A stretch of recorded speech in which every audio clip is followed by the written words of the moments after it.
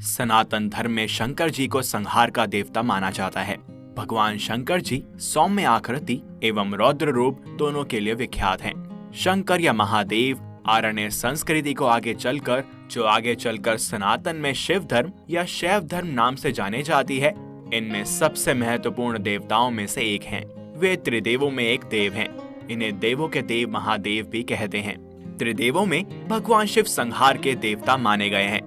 इन्हें शिव, भोलेनाथ, शंकर, महेश, रुद्र, नीलकंठ, गंगाधर आदि नामों से भी जाना जाता है।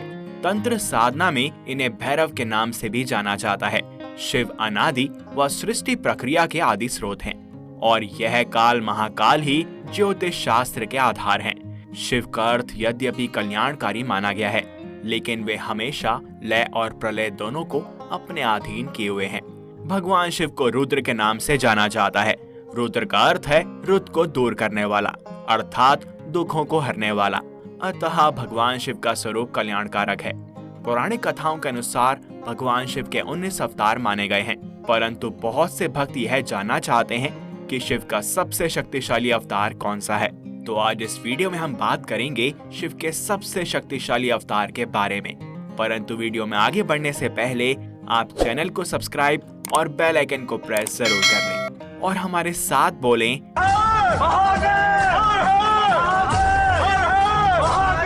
भगवान शिव और उनके अवतार को मानने वाले शैव के अनुसार शरभ अवतार ब्रह्मांड की रक्षा के लिए भगवान शिव द्वारा लिया गया सबसे शक्तिशाली अवतार था।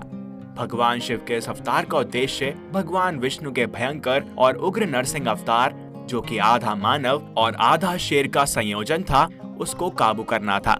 अथर्ववेद के उपनिषदों के अनुसार अपने प्रिय भक्त प्रहलाद को बचाने और हिरण्यकश्यप का वध करने के पश्चात भगवान नरसिंह नियंत्रण से बाहर हो जाते हैं और विनाश लीला शुरू कर देते हैं। उनके सिर्फ गर्जना करने से ब्रह्मांड में एक भयानक स्थिति पैदा हो जाती है। तब सभी देवता भयभीत होकर भगवान ब्रह्मा की शरण में जाते हैं।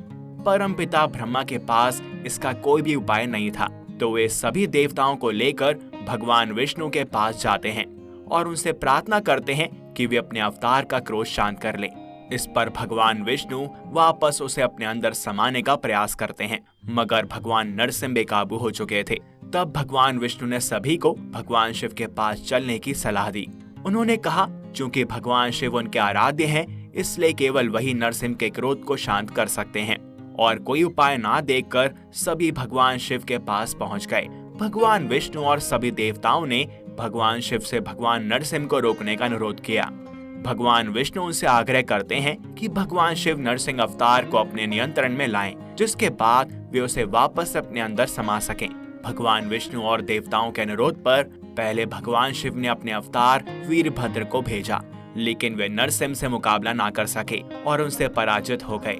अपनी पराजय के बाद वीरभद्र ने महादेव से कहा कि नरसिंह अवतार को हराने के लिए उन्हें स्वयं एक ऐसा रूप लेना होगा जो ना तो भगवान है और ना ही असुर या मानव, ना तो पक्षी और ना ही जानवर। इसके पश्चात ही भगवान शिव से शरभ अवतार का उदय हुआ, जिनके 8 हाथ थे, जो सिंह, गरुड़ और हाथी का मिला जुला स्वरूप था, जिनके पास सिंह और हाथी से ज्यादा ताकत थी और वे एक ही छलांग में घाटी को पार करने की क्षमता रखते हैं। भगवान शिव का यह अवतार चपलता, शक्ति तथा बुद्धि का प्रतीक है। भगवान शिव के शरभ अवतार और भगवान विष्णु के नरसिंह अवतार के बीच लगभग 18 दिनों तक संघर्ष हुआ। शरभ अवतार नरसिंह को अपने पंजों में फंसा के खींचकर पाताल लोक ले गए। बहुत देर तक भगवान शरभ ने भगवान नरसिंह को वैसे ही अपने पंजों में जकड़ कर रखा।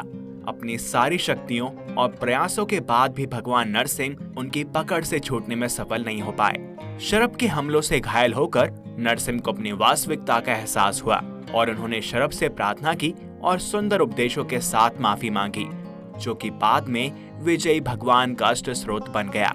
भगवान शिव ने भगवान विष्णु के नरसिंह अवतार के क्रूर स्वभाव के ठीक होने की पुष्टि की और इसीलिए उन्हें चोट नहीं पहुंचाई। नरसिंह ने अपने शरीर को छोड़ने का फैसला किया, लेकिन उससे पहले वे भगवान शिव को उनके मूल रूप में प्रकट होने का आग्रह करते हैं। भगवान नरसिंह की इच्छा के अनुसार भगवान शिव वहां प्रकट होते हैं और उन्हें बताते हैं कि उन्होंने भगवान विष्णु और अन्य देवताओं के अनुरोध पर शरभ रूप धारण किया था, जिसके पश्चात नरसिंह भगवान विष्णु में और शरभ भगवान शिव में समा जाते हैं। मूल रूप से यह कथा क्रोध पर विजय पाने की है, जिसमें यह सीख मिलती है कि यदि हम किसी बलशाली से युद्ध करने जा रहे हैं तो स्वयं को परिपक्व कर लें, तभी हमारी विजय सुनिश्चित होगी। शरभ अवतार के स्वरूप में विद्यमान मृग फूर्ति तथा शरभ पक्षी बुद्धि तथा शक्ति का परिचायक है। दक्षिण भारत में शिव के शरभ अवतार की पूजा की जाती है। शिव के इस अवतार से संबंधित श्रीलंका में मुनेश्वरम टेम्पल है। वहीं तमिलनाडु में एराटेसरा मंदिर एवं त्रिभुवनम मंदिर व अन्य हैं। कर्नाटक के राज्य प्रतीक चिन्ह और मैसूर यूनिवर्सिटी के प्रतीक में शिव के शरभ अवतार दर्शाए गए हैं। माना जाता है कि शरभ अवतार का पूजा पाठ करने से गुस्से से मुक्ति, भाग्यशाली, नुकसान से बचाव और विवादों में भी जीत मिलती है। तो हमारे साथ एक बार फिर बोलें,